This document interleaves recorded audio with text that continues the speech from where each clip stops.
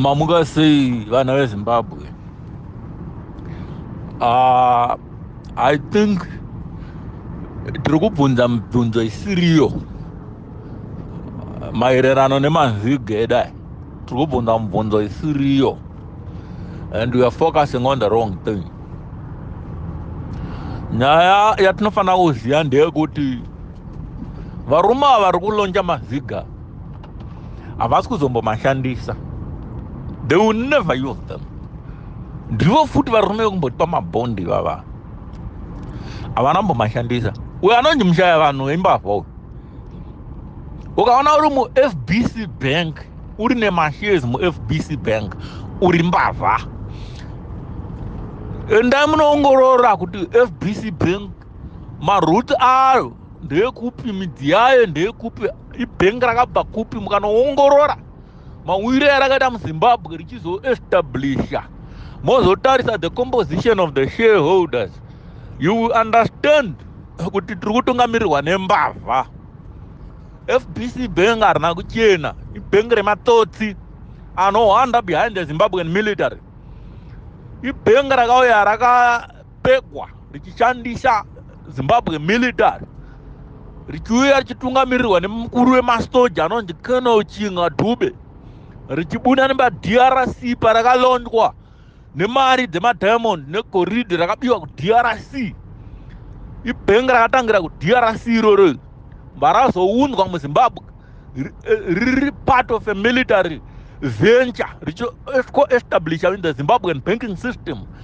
Ibhengi rinoshandiswa kugeza mari, ibhengi rinoshandiswa for money laundering, harina kuchena.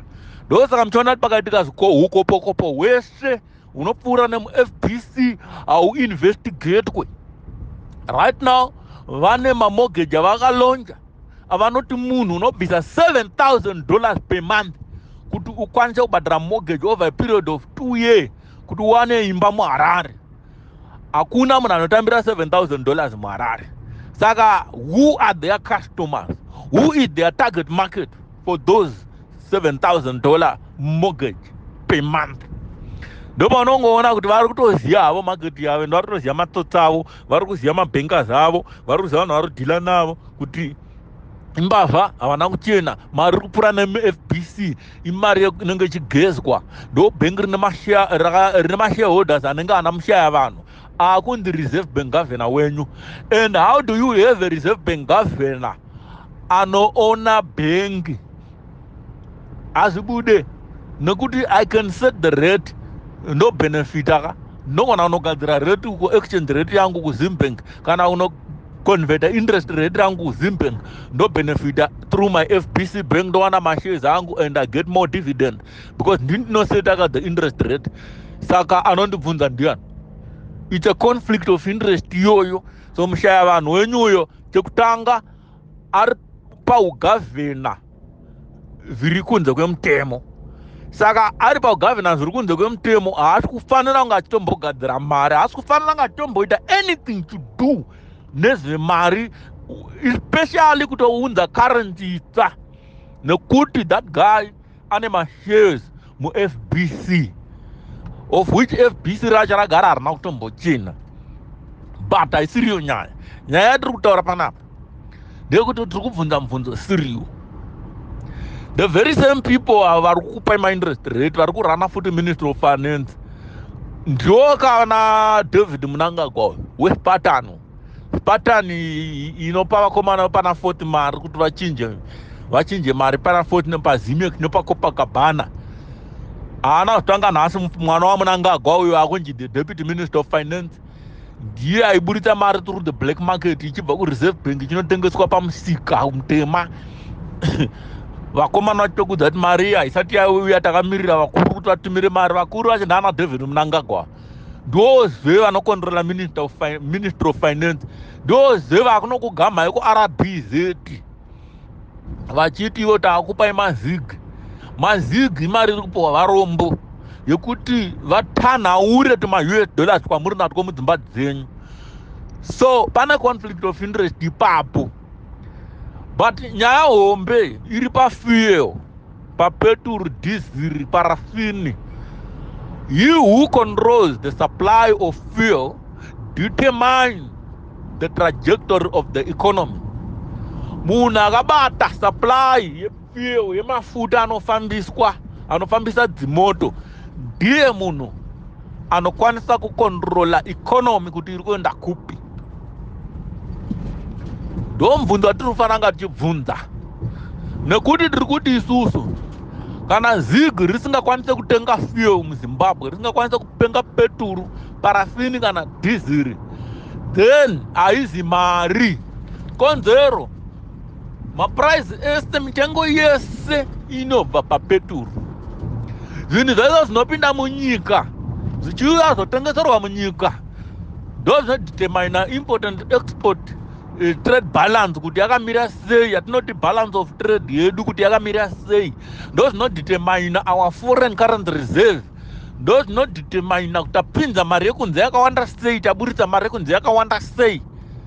Saka kana panopindwa napo munyika pachibhadharwa nemari yekunze pasingabhadharwe nemari yemuno, zvinoreva kuti isu tengeswa nemaZIG tato deficit ye 50 million yatoenda, tasara ne 50 million mumbanga. MaZIG aya akwanise kuzotenderedzwa kuti aite sei agenerate imwe foreign currency, nekuti MaZIG akwanise kubhadhara fuel, akwanise kubhadhara anything.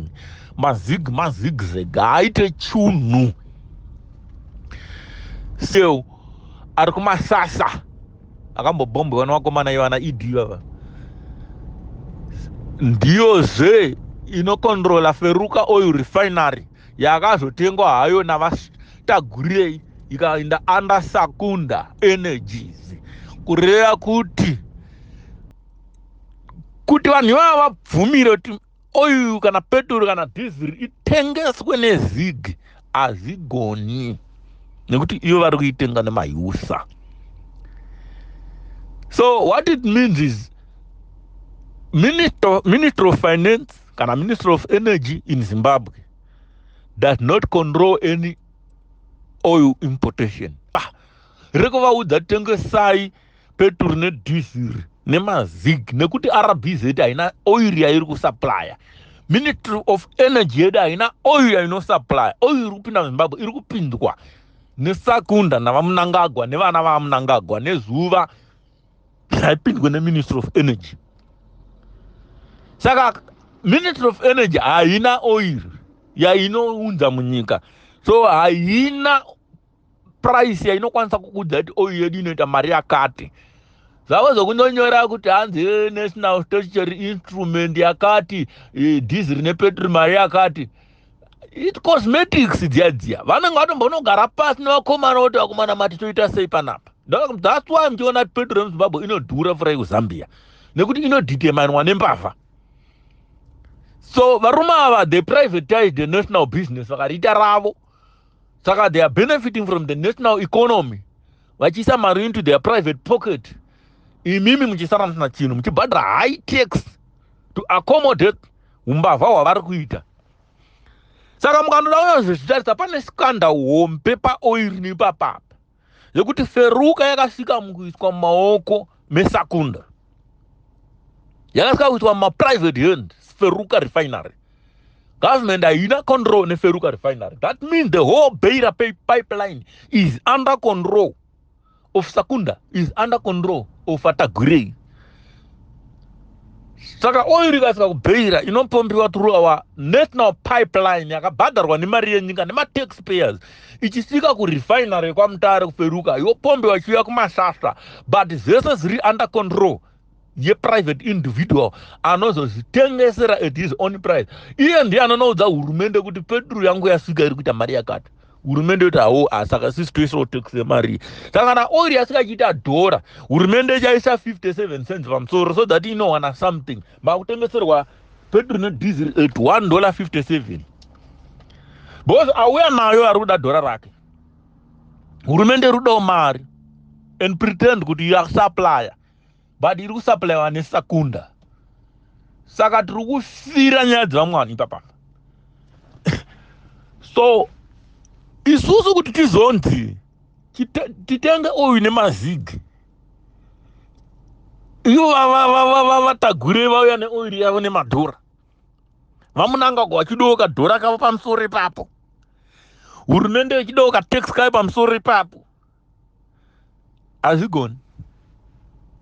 Saka zvinoratidza kuti imimi muchanotsvaga ma-US dollars somewhere. Mouya nema-US dollars motenga petrol movapa ma-US dollars, but ivo pavanokubhadhara vanenge vachikupai mazig, kureva kuti imimi ndimi makutotsvaga mari muchiunza munyika muchipuwa mazig. So in other words, muri kubirwa foreign currency, muri kuvapa foreign currency vachikupai mazig, muchivapa foreign currency vachikupai mazig. Saka murombo achagara ari murombo, mupfuma anoranga achiita sei, achipfuma. Manje nyika inovakwa nevene vayo akamboipunza ndiani? Ngwarayo vana veZimbabwe. So tingori nema-option maviri. The first is the full dollarization and total reject of Zimbabwean local currency. That's our option number one. Option number two, the investigation into the oil industry in Zimbabwe to see who is controlling our oil supply, who is controlling Zimbabwe's national oil supply, who is determining the prices of the Zimbabwean national oil supply. The moment we have an answer to that, then we have found a solution.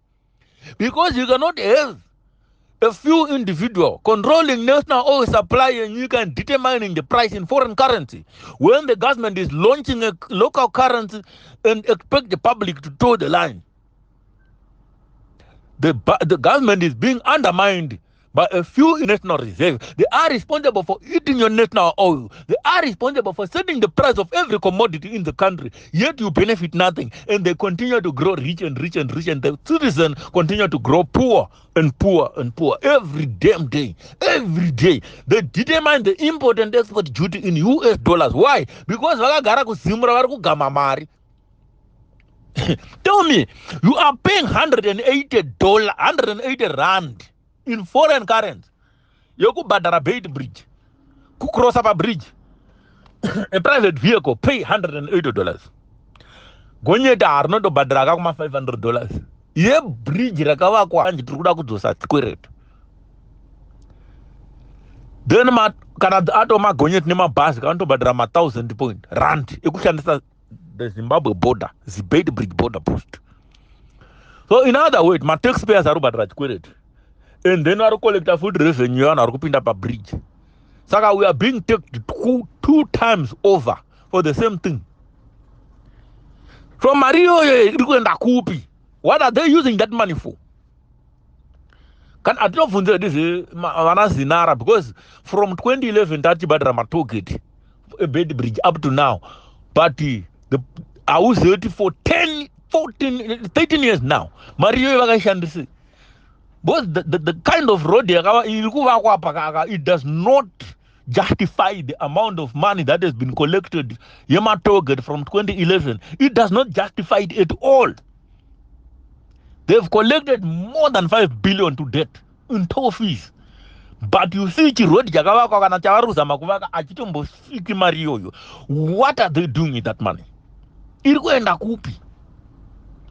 So as long as we do not understand those issues surrounding import and export duty, the matrix, the kupinda nekubuda munyika, tisinga understand kuti fuel iri kutengwa nani, chitengeswa kupi, chitengwa nemari, chitengwa kupi, tisinga viziye zvese.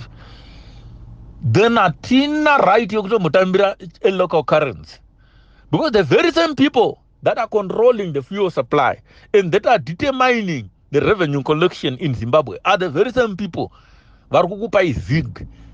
So they are conflicted. So they create the mechanism to steal and ask you to cover up the gap for them. One do the Danzi, Dreda Narone Zimbabwe, you can never call even Venevapo, no Badrama Greta Siko, Mano Badram Vura Siko. Because you are busy paying for materials, I'm Suruguana, you are busy paying for road that disipo Murubadamato get a road disipo. Magambo driver, I'm going to Kuanambudziere. Kuba Papa Golden Mayo. Kuskapanembudzia. Only 8 hours, man, but not 30 minutes. uchifamba mumakomba so kana kudhiraivha kubva kwane mbudzi yacho yagokwesenda hapana rodi, unenge uchiita zvekutsvaga rodi so uchipinda nemumagadheni uchiita yekufungidzira kuti iri papa uchiisa so wapedza yonzi bhadhara togedhi. Makakwanerwa nezimbabwe. Wake up mwana wezimbabwe, haikona kupusiswa zvekudaro zvokuti kubva parutenga baba unochekerera nemumagadheni kuti wabata ngundu uchipinda nemumagadheni uchipinda nemutsango ugopfuura unobata ameno watopfuura ngundu wopinda uchingopedza panongoda karodi kanyowa unobva wanji togeti wobva wadzoserwa musango wofamba nemusango kusvika wakapinda masingo vari kubhadhara $4 for that nonsense. Tiri kuaka mbudzi akomana paSouth Africa panorohwa ma6-way interchange in less than 9 months inovakwa ikapera. Mbudzi yane how many years ichingonji mbudzi, imari yapinda pambudzi ichingonji mbudzi, ezvino zvinondora 1 hour 30 minutes kupinda muHarare kubva pambudzi. And you call yourself a patriot, you call yourself enlightened, you call yourself educated. You are asking wrong questions vana veZimbabwe. Muri kubvunza mibvunzo yakapusa. Ndiani ari kutengesera fuel? Who are the suppliers of your fuel? Because as long as RBZ isina control ku fuel market kanganwa iziga rishande, as long as Ministry of Finance isina control ku fuel supply, havana fuel yavari kuzokutengesera ine zig. Because fuel ikatanga kutengeswa nezig muchaishaya, muchamira mukiu kusvika mabuda moni, chasvuka magashikau zembavha. Muri kubirwa masikati machena makatarisa ende mopedza moivhotera futi kwadzinorohwa matumbu ndo kwadzinomhanyira. Munhu wese ari kuvhotera ZANU-PF is a visa scam.